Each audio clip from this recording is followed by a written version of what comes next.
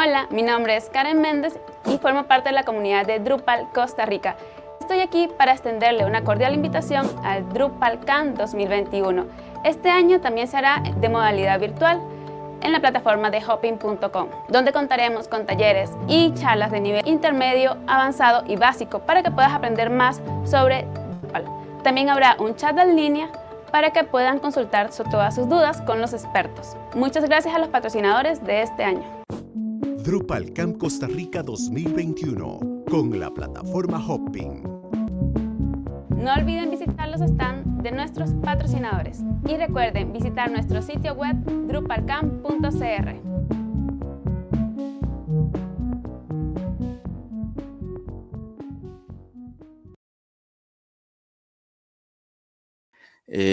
La idea de la sesión va a ser ir hablando un poco. Voy a ir hablando un poco y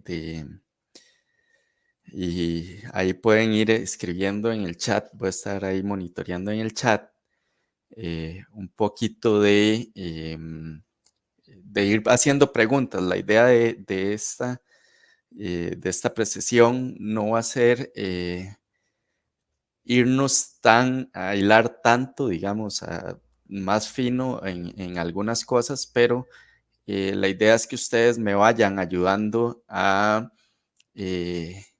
construir un poco la sesión, ¿verdad? Quiero que sea un poco más interactiva, entonces esperaría que ustedes como participantes vayan poniendo ahí en el chat si quieren que vaya ahondando un poco más en algunos temas, ¿verdad?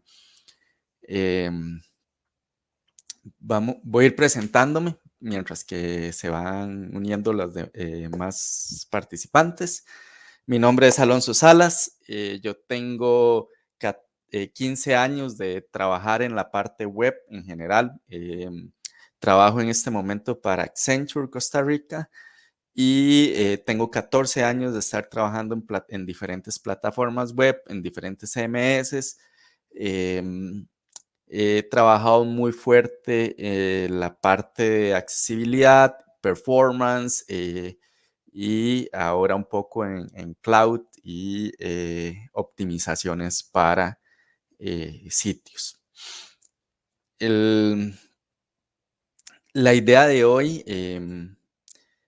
es ir con abordar un poco estos temas. Algunos tal vez ya son conocidos, otros tal vez son nuevos para algunos, pero la idea de es ir por lo que es entender un poco lo que es el performance o cómo fue el performance de los sitios o cómo se definió el performance para las versiones 1 y 1.1, ¿verdad?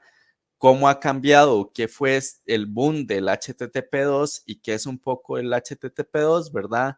Qué son los service workers y cómo entran en este panorama. Luego vamos a ir un poco a los nuevos estándares de Google, que es el Web Core Vitals, ¿verdad?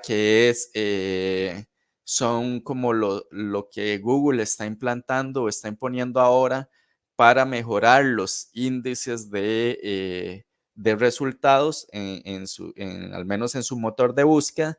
Y esto también lo está implementando otros motores de búsqueda como lo son Bing y bueno, que son los más utilizados. Y algunos otros están en evaluación de este tipo de sistemas o este tipo de cosas. Y por qué es importante también tenerlo en cuenta a la hora de nosotros empezar a trabajar en sitios de Drupal. Voy a mencionar algunos de los módulos más utilizados o que por lo menos he utilizado más y que he visto que a nivel internacional se hace también en otras compañías, se utilizan mucho para optimizar más el performance de Drupal y algunos tips. Vamos a cerrar con algunos tips a nivel de programación. Igual, aquí si alguno tiene algún comentario en algún momento, nada más lo vamos poniendo en el chat y ahí lo vamos discutiendo un poco. Ahora sí, ¿qué es entender un poco el performance desde las primeras versiones, ¿verdad? Un esquema básico de qué es o cómo se comporta normalmente una página, en este caso, uy, ahí está. En este caso, las versiones 1.1, donde se hace un request, ¿verdad? Para obtener el HTML desde el servidor, ahí va incluido un montón de conexiones y un montón de cosas que nuestro servidor, en este caso, va a responder a través de DNS y otro montón de protocolos. Esto va a devolver los archivos de HTML, se hace el parser a nivel del browser y el browser empieza a hacer otro request para obtener los diferentes archivos que necesiten, imágenes, audios, videos, CSS, JavaScript, ¿verdad? Si vemos esto, este diseño originalmente fue por ahí de 1990, fue creado, fue definido para empezar a ver un poco, digamos, para páginas que eran un poco más estáticas, más sencillas, menos dinámicas, ¿verdad?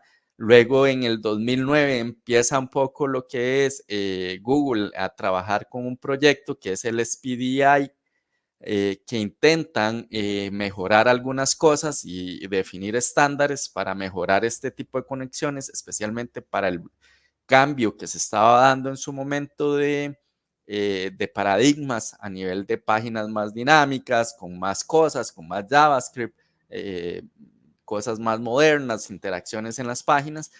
Y por ahí del 2015 ya esto entra a regir o sienta las bases para lo que es el HTTP2, ¿verdad? Y ahí empiezan, ya los desarrolladores empiezan a ver, ¿verdad?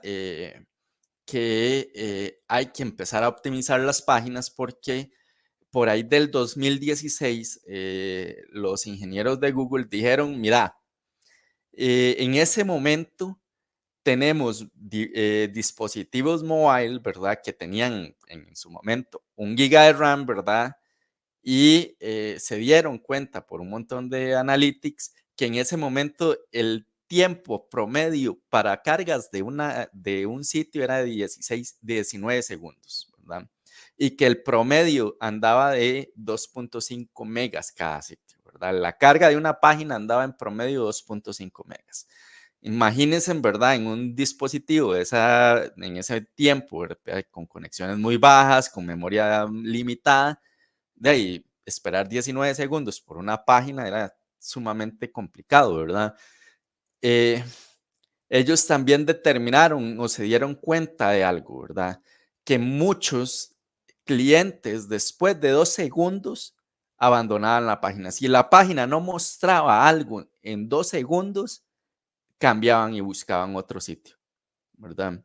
Y eso todavía no ha cambiado, ¿verdad? Para este año tenemos todavía casi que muchísimas conexiones en mobile, hay más banda de ancha en las conexiones, tenemos dispositivos con más memoria y con muchos más recursos, pero algo que no ha cambiado es ese tiempo. Todavía se determina que los usuarios, si no ven algo en pantalla a los 2 segundos, se salen. El 43% es de los usuarios, ¿verdad? Entonces, vean lo importante que se empieza a volver, empezar a trabajar el performance desde este tipo de objetivos o desde este tipo em, de trabajar para tener sitios más estables, más robustos, ¿verdad? Algunos en su momento, digamos, para este HTTP1, algunas técnicas que tenemos por acá, como los sprites, ¿verdad? Tenemos en inline images, que era utilizar los SVGs y decoding de las imágenes para incluirlas en los CSS o en algunos casos directamente en los image tags. Teníamos el concatenar los JavaScript y los CSS para evitar hacer múltiples requests, ¿verdad? Los CDNs, el sharding, si alguien no conoce qué es el sharding, básicamente es tener, esto lo usan algunas empresas muy grandes donde lo que hacen es tener, aparte del CDN, que es replicar assets en diferentes servidores alrededor del mundo para reducir los tiempos de conexión. Los sharding eran dividir los archivos en servidores optimizados para servir tipos de archivos. Entonces teníamos un servidor de tipo para JavaScript, un servidor para CSS y un servidor para images. Entonces, cuando se hacía el request, entonces ya no era un solo servidor haciendo, devolviendo assets, porque en su momento tendríamos conexiones, hasta 8 conexiones al mismo DNS, al mismo dominio, ¿verdad? Entonces, con esto podíamos tener 16 conexiones múltiples, que era algo que más o menos contemplaba lo que era el SpeeDI de Google. Tenemos también evitar los 404, que se vuelven un problema a la hora de hacer el performance, habilitar el gzip, los cachés y los headers, todo esto, ¿verdad? Ordenar bien los assets a nivel del HTML, ya sea poner los assets más de CSS y algunos JavaScript principales en el head y el resto en el bottom del HTML, ¿verdad? Casi al final del body. Tener el lazy loading en las imágenes, que también es algo que se usa mucho. Y hay más, digamos, muchísimo más, digamos, técnicas para obtener esta parte de velocidad, de improvements, ¿verdad?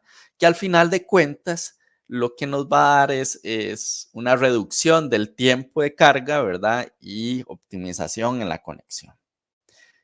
¿Qué es lo que pasa, verdad? Que ya si nosotros empezamos a utilizar este tipo de cosas, pues va a ser muy bueno para nuestro sitio. Y Drupal ya hay muchas de estas cosas que las han ido integrando out of the box, ¿verdad? Pero hay otras que van a depender mucho de la configuración de nuestros servidores, especialmente para el manejo de caché. Llámese un Akamai, ¿verdad? Un Varnish, un Squid, ¿verdad? Que son como los más, los servidores de caché más comunes, donde sí hay que agregar configuraciones extras. Por ejemplo, el gzip, ¿verdad? Aumentarle el nivel de compresión y habilitarlo, fijarnos que esté bien, setear bien los headers de caché. Esto nos puede ayudar a reducir muchas veces, ¿verdad? A comprimir nuestros archivos entre un 60 y un 80%. Igual para la minificación y el uglify de los archivos de CSS y JavaScript, ¿verdad? Que eso nos puede también reducir muchísimo el tamaño de los archivos, ¿verdad? Que es otra técnica muy común para utilizar. Ahora, bueno, hace como un año atrás, algo así, ¿verdad? Que fue cuando Google sacó su códec para video y para images, ¿verdad? Que son el WebP y el WebB, para el WebP para pictures o imágenes y el WebB para lo que es video, ¿verdad? Que desde un JPG bien optimizado, el WebP puede reducirlo hasta un 30 o 40% más de lo que ya está en un JPG.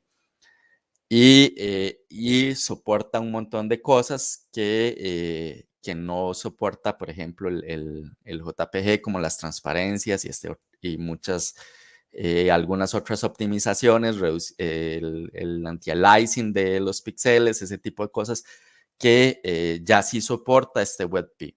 En muchos de los navegadores modernos, ¿verdad? Ya han ido incorporando durante este año el soporte para ese tipo de imágenes, y estos servidores como los de caché, ¿verdad? También algunas veces, algunos de estos tienen algún sistema para incluir soporte a estas imágenes también.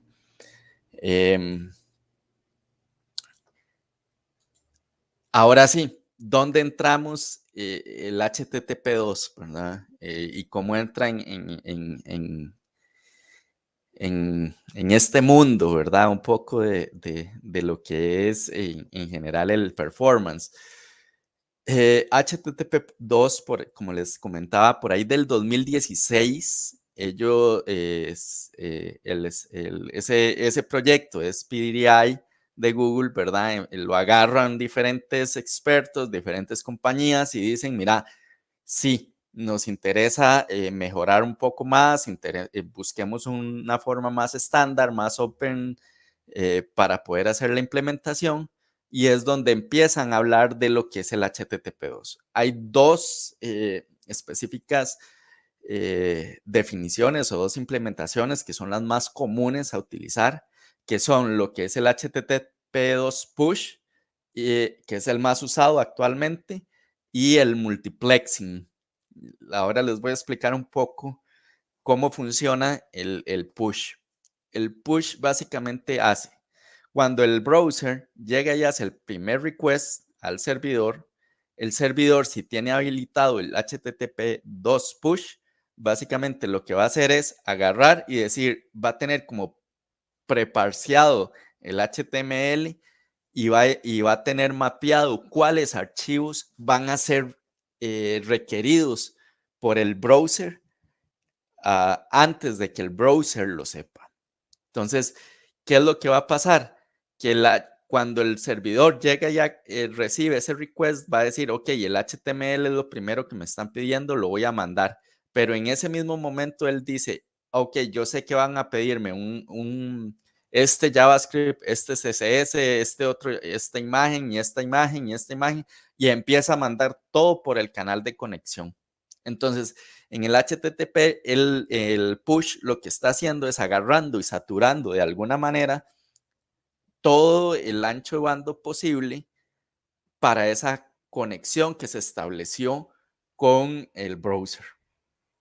Como comprenderán, tiene ciertas implicaciones a nivel de conexión, especialmente para dispositivos móviles. Mientras que un dispositivo móvil esté en un Wi-Fi donde tiene buen ancho de banda, buena estabilidad, eso no es tanto problema. Pero imagínense que ustedes están en algún lugar donde tal vez solo tienen 3G y que les saturen la conexión, ¿verdad? Con un montón de archivos. Eso va a impactar no solo el tiempo que va a tardar el HTML en llegar, sino que va a estar saturado toda la conexión del dispositivo mientras que recibe todos estos archivos. Hay la otra tendencia de la implementación de HTTP2 es lo que es el multiplexing. ¿Qué es el multiplexing? Básicamente, lo que hace es que cuando se establece el request con el servidor, ¿verdad? En lugar de establecer una única conexión, el servidor empieza a pedirle al browser o le manda un header al browser inmediatamente para que él empiece a abrir otras conexiones, otros canales, pero los usa como canales de comunicación. Y entonces el servidor agarra todos los archivos, ¿verdad? Y empieza a dividirlos en fragmentos pequeños, en lo que ellos llaman headers responses. Entonces son como pequeños fragmentos de los archivos, y entonces él empieza a mandar el HTML en pedazos, y cuando empieza a llegar acá, ¿verdad? Llega a los primeros bytes, entonces el navegador dice, ok, empiece a mandarme el JavaScript. Entonces el JavaScript empieza igual a fragmentarlo y empieza a dividir los paquetes en las diferentes conexiones, y el browser es el que se encarga de agarrar todos esos pequeños pedazos de las diferentes conexiones y armarlo. Esto permite, de cierta manera, que el archivo descargue un poco más rápido, pero incrementa el tiempo de procesamiento a nivel en el cliente, ¿verdad? En el browser como tal, porque él tiene que manejar todas estas conexiones y empezar a armar los archivos con todas esas cosas.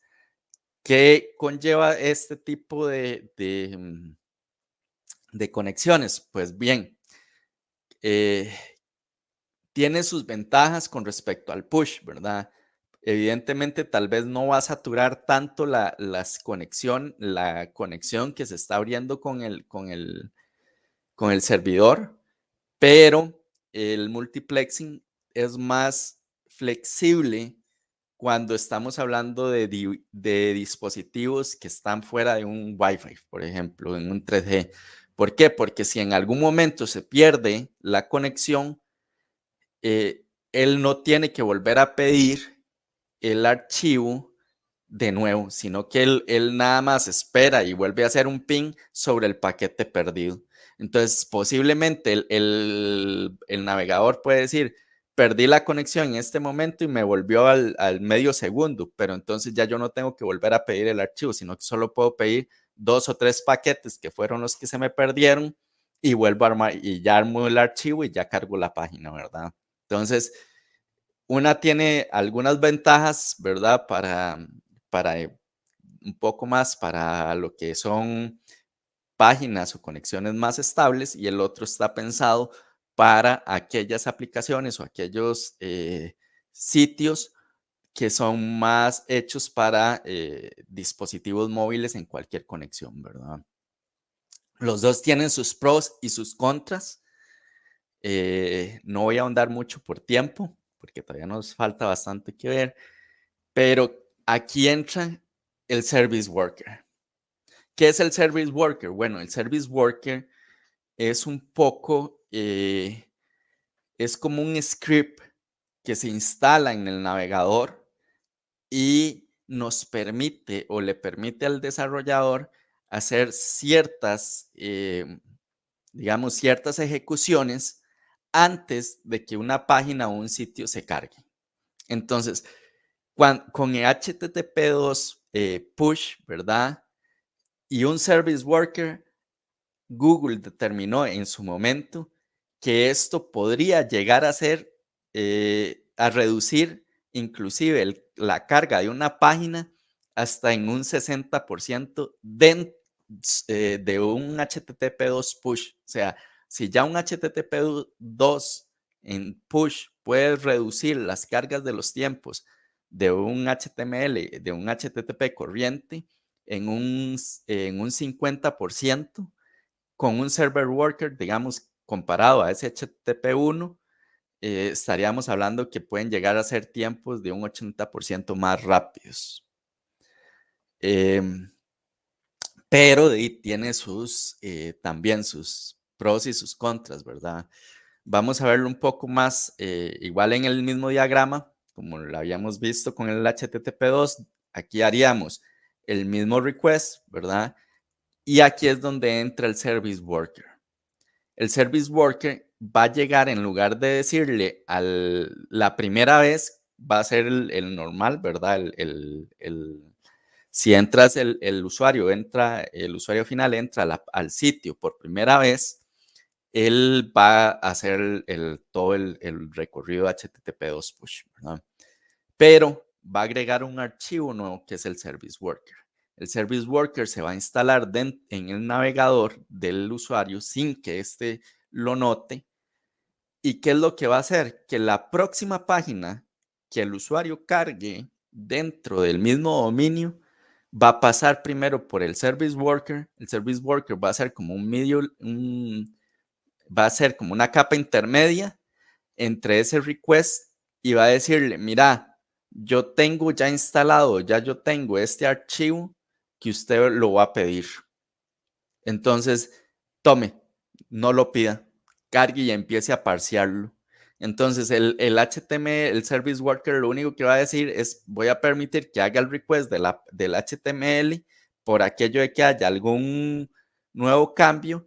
Y si ustedes quieren, pueden decirle al Service Worker que haga un request nuevo en background para que vuelva a jalar todos los archivos de JavaScript y CSS, pero que sirva los que ya tiene instalados en su memoria o cachados, por así decirlo, y eso puede reducir un montón el tiempo de carga. ¿Por qué? Porque cuando el HTML llegue al browser, ya el browser va a tener parseado el CSS y el JavaScript y va a dar la sensación al usuario final que la página cargó en 500 milisegundos o menos, ¿verdad? Entonces ya pueden ir viendo cómo cada uno de estos esfuerzos que han ido surgiendo con el tiempo van teniendo cierto impacto y van teniendo van teniendo como su granito de arena en esta historia de lo que es el performance, ¿verdad? ¿Cómo se ve un Service Worker? Bueno, este es un JavaScript que yo escribí para un Service Worker reciente que hace precisamente lo mismo. Nosotros teníamos, en ese momento estaba trabajando en un proyecto, en un sitio que tenía ya, digamos, este cliente había habilitado el HTTP2 push, ¿verdad? Y el cliente ni siquiera sabía que lo había habilitado. Fue alguien que seguramente, en ese caso era de Akamai, dijo, mira, voy a habilitarlo, y nadie supo para qué era, nadie sabía cómo trabajaba el HTTP2. Cuando empezamos a trabajar, este sitio tenía muchos problemas de performance, a pesar de que ya estaba en HTTP2. Cuando se hicieron las mediciones, eran sitios que duraban, para que se den un ejemplo, promedio, una página tardaba de 3 a 4 segundos en hacer el primer display de la página, ¿verdad? O sea, el primer contenido que se veía o lo primero que se veía en la página casi que tardaba 3 segundos promedio para hacerlo. Y una página para carga total podía llegar a durar, la que estaba peor, duraba 16 segundos para terminar de cargar, ¿verdad? Entonces, imagínense el impacto que tenía en ese momento para los usuarios finales. Parte de lo que se hizo fue implementar esto, que utilizamos para eso esta librería de Workbox, que es de Google, que facilita muchísimo la implementación de lo que es un Service Worker. Aquí, muy rápidamente, les voy a explicar un poco. Aquí el Service Worker se tiene que registrar en el código en código de JavaScript. Normalmente eso se mete un par de líneas para preguntar si ya el Service Worker está registrado o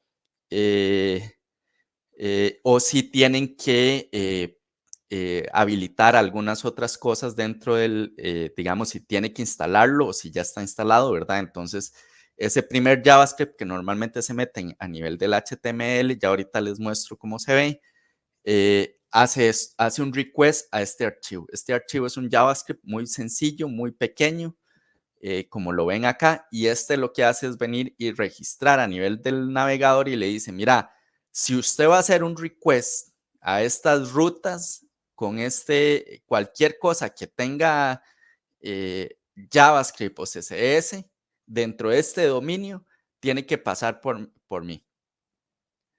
Y entonces él le agrega a ese archivo, lo cachea aquí uno le puede extender cualquier cantidad de tiempo el caché que quiere hacer o guardar estos archivos. Lo mismo pasa para los fonts, ¿verdad? Los web fonts, para evitar que haga un request a los web fonts. Y lo mismo para las PNG y los GIF. Y algunos de estos, por ejemplo, las imágenes nada más las guardamos, pero la parte de JavaScript y CSS, vean que hace un state while revalidating. Esto es lo que yo les decía, que en este caso, por medio del framework, ya él con esta función, él se encarga de ir por debajo, abrir una conexión para traerse esos archivos y refrescarlos en el caché. Pero inmediatamente el service worker va a devolverle al servidor, al browser, los archivos que ya están guardados por él. Voy a hacer un espacio acá nada más para mostrarles muy rápido cómo se ve a nivel del browser, cómo saber si está o no está funcional o si está activo un service worker o el HTTP2. Voy a abrir en este caso un sitio muy conocido que es Amazon. Yo he andado, a veces yo me pongo a revisar estos sitios para verificar ese tipo de cosas. Lo primero que vamos a hacer es irnos aquí al network. Le vamos a dar en las opciones de clic derecho, aquí en las columnas, vamos a habilitar el protocol, vamos a habilitar el connection ID y eso nos va a traer acá esto. Ven este H2, eso significa que este servidor en específico nos está devolviendo assets que son en HTTP2. Cuando es HTTP1, vean que aquí les pone el protocolo. Y nos va a devolver si está encachado, en este caso, el asset. Y con el connection ID, ¿qué es lo que podemos tener de información? Aquellos que tienen el mismo connection ID, ¿verdad? Podemos saber que, digamos, vean que aquí este HTTP2 significa que todos estos assets que están acá, ¿verdad? Vienen del mismo servidor, de la misma conexión. Entonces vean que aquí el servidor nos devolvió en la misma conexión que él abrió todos estos archivos al mismo tiempo. La otra cosa que también podemos ver acá, especialmente con las imágenes, vean que aquí ya está habilitado el WebP, que era lo que yo les decía de este plugin. Y donde podemos ver lo de la aplicación para en este caso, esta es otra página que encontré por ahí que tiene el HTTP2 y este sí tiene un service worker. Algunos de ellos, para verlos, nada más venimos aquí a lo que es applications, metemos aquí a service worker y aquí vamos a ver el service worker que está corriendo y podemos ver cuánto tiempo duró, digamos, activo y podemos ver los storage de los cachés aquí, ¿verdad? Y otras cosas. Pero lo más importante es en el nivel del network. Vean el network que pasa a ser de un caché, ¿verdad? A ser un service worker. Y prácticamente vean que el tiempo de respuesta es en milisegundos. Es casi que inmediato que él devuelve el archivo antes de que en este caso el HTML inclusive llegue, ¿verdad? Apenas llega, ya el service worker le dijo al browser, tome, aquí están estos archivos y empiece a parsearlos. Entonces ya la configuración del service worker posiblemente de este sitio hace ese tipo de cosas, ¿verdad? Y evita que tengamos que el browser o que el usuario final tenga esa sensación de inmediatez a la hora de estar cargando los archivos y todas las cosas que estén por ahí, ¿verdad? Ahora sí, hace como un año, ¿verdad? Nos movemos realmente como casi año y medio. Google anunció en una de sus convenciones que iba a empezar a implementar de una manera nueva, ¿verdad? Una guía unificada para lo que son indicadores de calidad de nuestros sitios. Y estos son esenciales para, Google decía que estos indicadores son esenciales para brindar una experiencia de usuario en la web, una mejor experiencia al usuario final. Y entonces Google define 3 pilares, que son estos 3, y define cuáles son y cómo se van a medir. Entonces, Google es muy claro, o fue muy claro en su momento, y dijo: les vamos a dar un año a todos a partir de este anuncio, antes de empezar a meter en los algoritmos de indexación estos 3 pilares. Son pilares, y esto es importante que lo sepan, son pilares que no se miden una única vez y de una única manera, sino que estas métricas se hacen por promedio casi que semanal, y Google registra los diferentes tipos de conexiones que entran a los servidores, especialmente si tienes el Google Analytics o algún sistema de Google integrado en la página o en el navegador. El Google rastrea todos esta información y determina cuáles son las experiencias y los tipos de conexiones, las velocidades de conexiones para cada uno para el sitio, y hace un promedio de estas métricas. El primer pilar es loading, que es el largest contentful paint. Básicamente él busca cuál es el asset más grande en imagen, en peso, en tamaño, y determina cuánto se duró para hacer render de ese asset. Entonces, si ustedes tienen imágenes muy grandes en su sitio y esta imagen no está tan optimizada, no tiene una buena extensión, va a incrementar esta métrica.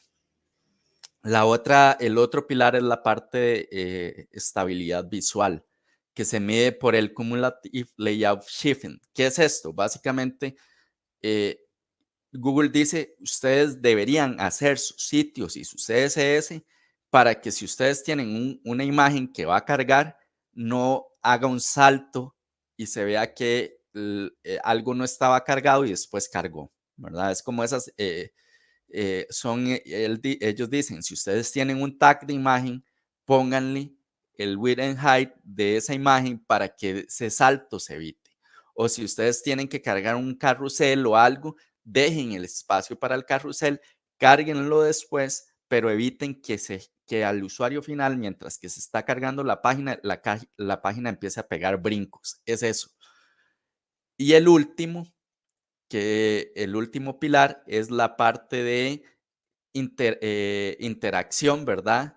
Con la página. Y esto se mide por el First Input Delay, que es básicamente cuánto tarda su sitio para hacer el primer render de algo, que era lo que estábamos hablando desde el principio. Y estas son más o menos las métricas que establece Google, ¿verdad? Para cada uno de los tiempos esperados. Estos son milisegundos, ¿verdad? Aquí vean que para el Cumulative Layout Shifting no debe haber más de, digamos, de 0.1 milisegundos, digamos 10 milisegundos, no debe haber nada que haga un parpadeo. Y el First Input Delay debería cargar, o el sitio, para que esté bien, debe tener antes de 100 milisegundos. Y lo ideal es que esté menos de 300 milisegundos. ¿Cómo se ve esto? Y ahí donde, donde se ve este tipo de métricas. Estas métricas se pueden ver en varios tools. Si ustedes buscan o entran a la documentación del Web Core Vitals, van a ver herramientas como lo que son el Page Speed Tool. Déjenme, les abro un par de ejemplos de los mismos que estábamos viendo antes, ¿verdad? Vean que Amazon, cuando ustedes llegan acá, lo único que tiene es para poner cualquier URL y ustedes pueden verificar cuáles son los datos que tienen su sitio. Aquí, por ejemplo, cuando ustedes corren el speed, les va a dar dos opciones. Él siempre va a medir en mobile y le va a medir en el ordenador. Entonces vean que aquí le va a decir, por ejemplo, Amazon en mobile el score es de 70 y vean que para el 83% de los usuarios en Amazon en mobile el tiempo de carga es de menos de un 1.4, el Largest Content Paint o el LSP es de 1.6 y así con cada una de las métricas. En desktop, ya ahí la cosa cambia un poco, baja un poco el score, pero vean que aún así todos los tiempos son muy, muy buenos. Y lo mismo para la página, la otra que yo les mostré, ¿verdad? Que aquí hay un porcentaje bueno para mejora, especialmente para los dispositivos móviles. Vean que aquí él no da una sola, digamos, él no dice, mira, voy a utilizar los mejores. Google utiliza siempre el más lento que él encontró. Y a través del tiempo, él va a decir, lo que nosotros hemos determinado es que para esta página, para este sitio, sí carga bastante bien el FCP, pero hay algo que está bloqueando la carga del resto y eso impacta el tiempo de interacción y el speed index, ¿verdad?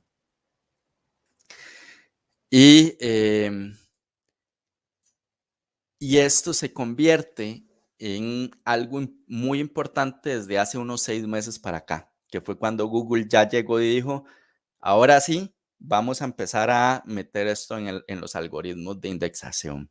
Entonces, si ustedes encuentran que hay un sitio que cuando buscan un determinado término sale más adelante posiblemente y antes su cliente estaba de primero y ustedes dicen, bueno, ¿qué ha cambiado? Esto es lo que ha cambiado. Entonces hay que empezar a analizar y a empezar a revisar un poco más todo este tipo de estadísticas y métricas a nivel de el browser. También muchos de los navegadores actuales incorporan un tool, también ya viene out of the box, por ejemplo, en los basados en Chromium, que es este Lighthouse. Genera un reporte muy parecido, pero aquí en Lighthouse podemos tener reportes para Progressive Web Apps, Best Practices, accesibilidad, SEO, y esto nos va a generar un reporte muy similar y va a tener como va a ser muy cercano a los Speed Index y las cosas que Google, que ese mismo reporte de Google nos va a mostrar. Importante, se me olvidó decirles acá que en estos reportes que generan estas herramientas, no solo nos muestran, digamos, algunas cosas, ¿verdad? Como esta información, sino que también nos van dando recomendaciones. Por ejemplo, aquí nos dicen, mira, este archivo o este JavaScript se puede hacer reducir y en esta cantidad. El archivo de tal está teniendo problemas de carga. Y ahí podemos ir viendo más y más de las recomendaciones que el mismo tool nos va a brindar y nos va a decir en qué cosas podemos mejorar, ¿verdad? Y ahí entran el aprovechar nuevos features de HTML5, como cuáles, como los pre-connect, los pre-DNS, que son algunas cosas, algunos hacks que se pueden tener para mejorar las conexiones. Por ejemplo, esto es el DNS Prefetch, que básicamente le va a decir al browser, mira, yo voy a cargar, empiece a parsear, pero empiece a establecer conexiones o empiece a pedir la ruta para este dominio, porque en algún momento voy a tener que, el HTML va a hacer un request a este dominio. Entonces usted ya tiene que haber, por así dicho, establecido la ruta de DNS a ese servidor, para que entonces cuando llegas a solicitarlo, se perdió, dicen, a ver qué fue lo que pasó. Voy a volver a compartir.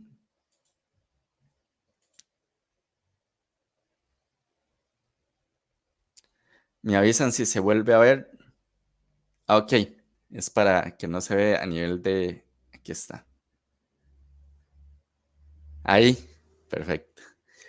Entonces, ven, este es el DNS prefetch y hay otras cosas que se pueden hacer a nivel de la carga de JavaScript, como poner a los JavaScript, agregarles que hagan voy a ver si aquí si esta página lo tiene, pero decirle que cargue los JavaScript, pero que no interrumpan, que no fuercen al navegador a hacer un break cuando se esté cargando el JavaScript. Voy a ver si en este otro sitio lo tiene.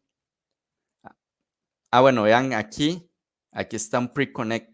Normalmente se dice que Google dice que por buenas prácticas no deberíamos tener más de 2 pre-connect. Podemos tener cuantas queramos de DNS prefetch, pero en pre-connect deberían ser 2 o 3 máximo. Tenemos los preload, ¿verdad? Cuando son web fonts, que es básicamente decirle al navegador, prepárese, empiece a pedir estos web fonts porque en algún momento se van a utilizar. Voy a ver si por aquí hay algún JavaScript que tenga esa propiedad, que es el defer. ¿Ve? El defer básicamente es una opción que le dice, mira, cárgueme todo este JavaScript, haga el request, pero no lo ejecute inmediatamente, sino espérese hasta que se haga todo el parseo del HTML para que se ejecute, porque no es un JavaScript tal vez tan importante que se ejecute inmediatamente, pero sí es importante que se cargue rápido. Entonces, el defer puede ayudarles a mejorar todo este tipo de conexiones y de performance. Ahora sí, viene un poco lo que relacionado a lo que estamos hablando con el evento, ¿verdad? Que es algunos módulos de Drupal que he encontrado en diferentes proyectos y en diferentes foros, y algunos de estos como los he ido revisando y he visto que sí tienen un buen impacto en el performance de un sitio de Drupal. Bueno, out of the box ya tenemos habilitado el Big Pipe, el Internal Dynamic Page Cache y el Internal Page Cache, que en este momento, digamos, algunas de estas cosas hay que, a pesar de que vienen out of the box, es importante que lo tengamos o que saquemos el tiempo para ir a configurarlos adecuadamente. Aunque están habilitados, hay algunas configuraciones que no están tan óptimas y que pueden cambiarse para aumentar el caché de nuestras páginas o y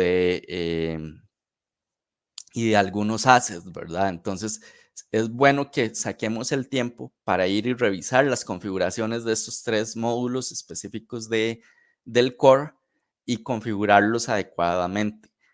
Con algunos módulos contribuidos que podemos encontrar y que nos van a dar un mayor beneficio a nuestro sitio, de los más comunes, no son los únicos, pero estos son los más comunes y son los que por lo menos he visto que más se usan y se mencionan en los diferentes sitios. El primero es el Advanced CSS and JavaScript Aggregation. No sé si alguien lo ha utilizado, pero básicamente este módulo permite agregar mucho más configuraciones en nuestro sitio para establecer cómo se pueden concatenar, si los archivos de JavaScript, si se les puede habilitar, por ejemplo, si no tienen una compresión o no tienen un uglify, se les puede habilitar todo ese tipo de cosas. Y este módulo tiene un montón de configuraciones que nos permiten y nos ayudan a mejorar cómo se manejan y dónde se pueden inyectar ciertos JavaScript y cómo se van a inyectar dentro de nuestro template. Entonces esto agarra y modifica, por así decirlo, las inyecciones de estos assets dentro del tema y por así decirlo, puede preprocesar lo que ya está definido en el tema y agregarles todavía más optimizaciones basados en diferentes configuraciones que él tiene. El Blazy no es el único, pero es como el que les decía, es uno muy utilizado, que es para el lazy load de las imágenes. Agarra él interviene un poco el render de las imágenes para agregarle el lazy loading. Tiene un JavaScript que es Blazy, que está muy optimizado y es muy pequeño para el manejo del lazy loading. Otro módulo es el CDN, que se usa especialmente para sitios más enterprise, donde el cliente sí puede pagar CDNs, como CDNs en Akamai y otros CDNs privados, ¿verdad? Entonces, este módulo lo que permite es establecer esta lista de servidores para hacer los deploys y las comunicaciones con estos CDNs y manejar todo lo que es la inyección de los assets de JavaScript y CSS. Y por ahí está también el otro módulo que es el WebP, que lo que agrega es el soporte para el códec de WebP de Google y se lo agrega al el Responsive Images que ya tiene out of the box el Drupal, ¿verdad? Entonces ya ahí nos permite agarrar imágenes donde están donde se van a configurar las imágenes, nosotros podemos decirle incluya o active el WebP como códec principal a la hora de almacenar y guardar las imágenes. No son los únicos módulos, como les decían, pero son como los más utilizados y los que siempre llaman más la atención cuando se habla de performance o incluir o mejorar el performance de nuestro sitio. Y algunas otras cosas, algunos tips de programación. Ya nos vamos acercando un poco al tiempo de límite. Pero algunos tips de programación que quiero compartirles son estos, ¿verdad? Que es el insert en vez de la write key existe. ¿Por qué es importante? Porque el iset básicamente va a agarrarlo y va a optimizar o va a guardar en caché un poco, digamos, por así decirlo, un caché cuando se hace este tipo de consultas y no va a necesitar hacer tantas, digamos, va a ser más óptimo a la hora de devolver si un asset o un elemento, un nodo o lo que sea, existe dentro de lo que queremos utilizar. El Entity Query, que va a usar y optimiza también un poco los requests a la hora de hacer las diferentes consultas a la base de datos. Y el load multiple, que es en lugar de los for o un loop, el load multiple lo que nos va a hacer es, en lugar, digamos, piénsalo así, cuando están haciendo un for, en lugar de tener que esperar hasta que se cumpla cierta condición, ¿verdad? Y esperar a que termine el loop, load multiple va a agarrar y nos va a decir, básicamente, termine apenas encuentre lo que yo ando buscando o lo que yo quiero hacer. Entonces, no necesitamos esperar a que se termine la ejecución de ese loop. Incluir siempre lo que es el caching, ¿verdad? Los tags, meter el caché context, ¿verdad? Que se usa básicamente con este tipo de nomenclatura, que siempre es el cache item, el identifier, separado por los dos puntos, ejemplo, nodo y el ID, en este caso el identificador, que es el nodo con el ID 5 para generar el tag de caché. El contexto del caché, ¿verdad? Que siempre va a ser similar, ¿verdad? Si es, en este caso, un user, ¿verdad? Y el rol.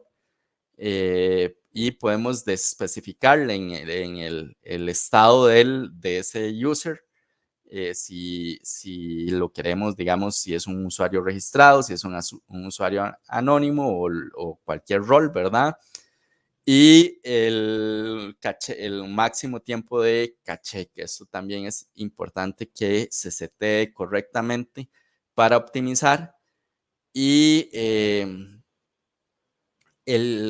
establecer workers en batch, si se pudiera, para estar monitoreando digamos, algunos procesos o si ustedes tienen que correr procesos de alguna cosa, entonces preferiblemente utilizar batch y workers dentro de nivel server directamente para poder utilizarlos o optimizar las ejecuciones de esto, de cualquier llamémoslo así, servicio o cualquier cosa que nosotros se requiera a nivel del cliente. Eso era más o menos lo que yo tenía para hoy, ¿verdad? Bueno, hay un par de cosillas más en lo personal y también cuando sea posible, por ejemplo, utilizar en NGIX, ¿verdad? Y MariaDB. A veces esto es un poco más limitante por cuestiones de arquitectura o de lo que es el cliente, ¿verdad? A veces esto no depende tanto de nosotros, pero si nosotros tenemos la oportunidad de sugerir este tipo de cosas, es mejor utilizar el NGIX y el MariaDB, porque sí se ha demostrado que a nivel de performance tienen mucho mejor rendimiento que un Apache y que un MySQL. Habilitar, por ejemplo, el HTTP2. Esta es más o menos la configuración que se debe establecer, por ejemplo, para un NGIX. Una cosa que se me olvidó mencionar en HTTP2 es primordial y es base que las conexiones siempre estén cifradas. Entonces, siempre tienen, para habilitar HTTP2, tienen que pasar por HTTPS. Y habilitar la compresión en el servidor con gzip. Igual, esto es como una configuración para NGIX y yo normalmente les doy la compresión a nivel 6, que es un poco alta, pero a veces tiende a dar un poquito de problemas. Se puede bajar a un nivel 5 o un nivel 4 si todavía presenta problemas, pero con un nivel 6 sería lo óptimo. No hay una referencia específica, digamos. Ellos, MariaDB o MySQL, van a trabajar igual. Son basados en queries, ¿verdad? Y tienen como casi el mismo sistema, digamos, es algo que por debajo no tienen como mayor injerencia en cómo se maneja, pero a nivel de performance, MariaDB sí tiene. Sí se ha hecho mucho refactor en muchas de sus estructuras y ha mejorado muchísimo el rendimiento, especialmente en consultas. Entonces, no hay como por lo menos en mi opinión, yo diría no existe específicamente algo que te diga, sí, si tienes este y este escenario, usa MariaDB. Pero si ustedes tienen digamos, la decisión, si no es una decisión que el cliente, digamos, esté estrictamente, les diga, tienen que usar MySQL, sino que ustedes digan, mira, voy a preferir, podemos sugerir cuál motor vamos a utilizar para base de datos, yo les diría, váyanse por MariaDB. Y eso sería de mi parte. Muchísimas gracias. Ahí está mi correo personal si quieren escribirme para comentarme algo. La presentación la subí en la definición de DrupalCamp, ahí donde está la parte de la charla. Ahí ya pueden bajar el archivo. Y en el mismo archivo van a encontrar, yo les puse por ahí un montón de links hacia las diferentes referencias que utilicé para generar esta presentación. Si alguien quiere empezar a leerlo, ya salió o ha estado saliendo por ahí un artículo que empieza a hablar ya de HTTP3, que es el nuevo protocolo, y sus cambios con respecto a lo que es HTTP2.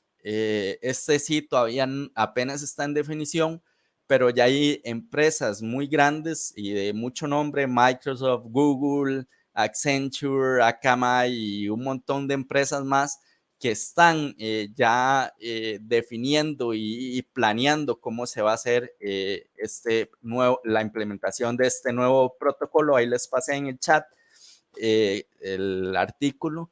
Los que les gusta y quieren irse moviendo hacia el futuro, pues pueden empezar con ese blog, se los recomiendo. Y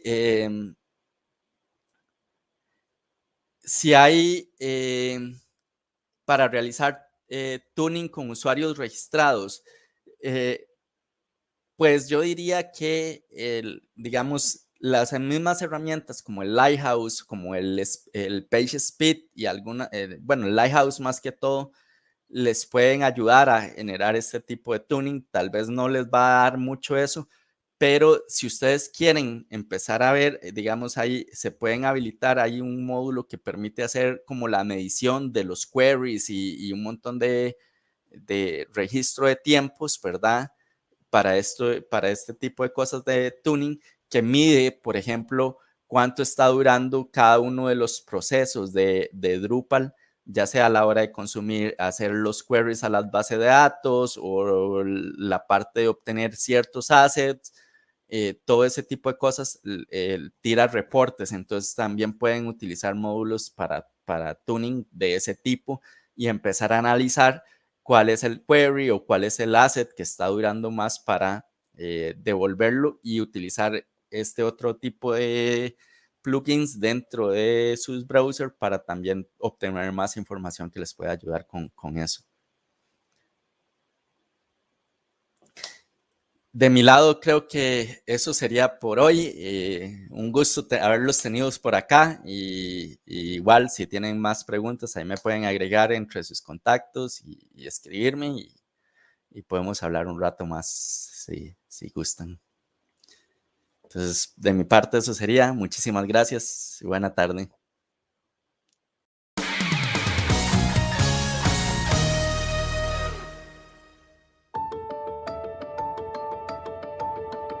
Hola, mi nombre es Karen Méndez y formo parte de la comunidad de Drupal Costa Rica. Estoy aquí para extenderle una cordial invitación al DrupalCamp 2021. Este año también se hará de modalidad virtual en la plataforma de hopping.com, donde contaremos con talleres y charlas de nivel intermedio, avanzado y básico para que puedas aprender más sobre Drupal.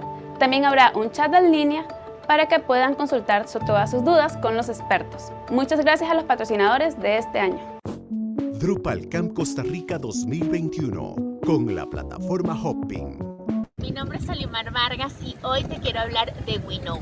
Somos una empresa que tiene su base en Costa Rica y trabajamos con desarrolladores distribuidos alrededor de Latinoamérica. Nuestro core de negocio es Drupal y nos gusta el trabajo remoto, la posibilidad de explorar permanentemente lugares y de que te puedas mover como profesional continuamente como un nómada y cumpliendo tu trabajo como buen profesional. Actualmente tenemos diferentes búsquedas abiertas, así que esperamos por ti y porque te vengas a sumar a este gran equipo.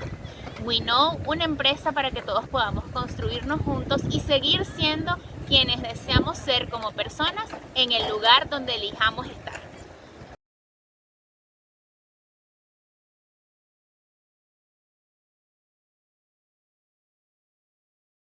We wish we could be there in person this year for this amazing and awesome Drupal camp. Because we're missing out on talking to everyone face to face, we want to share a little bit about our passion for Drupal at Phase 2 and how, in partnership with WeKnow, we make influential digital products that have a global reach. Ask folks at the booth for more information on how we can work together in the future. Thanks for coming by. I am an enormous fan of Drupal, the technology, but I think the thing that I owe most to being here right now, talking to you, is this group of people. Truly this community of wonderful, welcoming, warm, brilliant human beings. And I can remember very clearly the moment where I realized that this is what I want to do with my life. That's a big moment, and it was at a DrupalCon. And so I hope that maybe for one of you out there who are thinking about doing this or thinking about whether or not you can be a developer, give yourself a shot. Phase 2 y WeKnow han fortalecido su alianza en los últimos años. Juntos, traemos proyectos innovadores y de impacto a desarrolladores fuera de los Estados Unidos. Desarrolladores en Costa Rica y muchos otros países, desde México hasta Argentina. Gracias a esta profunda relación, sumarse a nuestro equipo te brinda una gran oportunidad para desarrollar tus habilidades y ejecutar proyectos de gran visibilidad y profundo significado. I've been a part of Phase 2 for 12 years, and one thing I'd love to share with you is that one of Phase 2's core values is to share knowledge openly. And this is always aligned with the spirit of contribution found in the Drupal community. And when someone thinks of Drupal, they immediately think of the wealth of contributed modules and solutions it has to offer.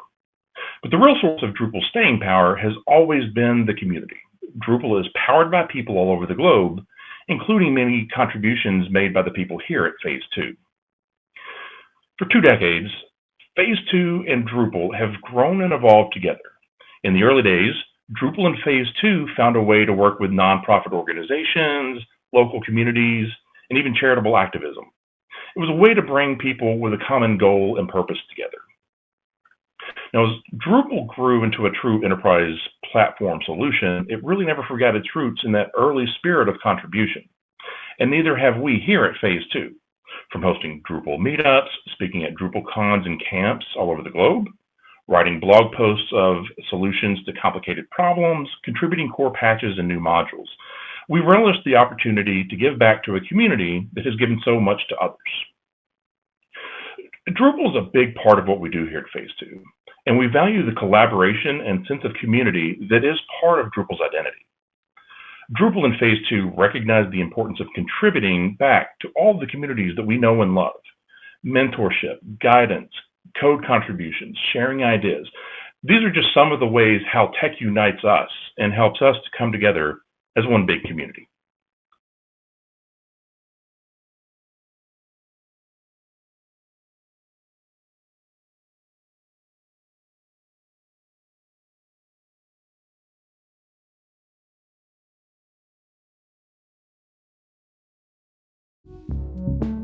No olviden visitar los stands de nuestros patrocinadores y recuerden visitar nuestro sitio web drupalcamp.cr.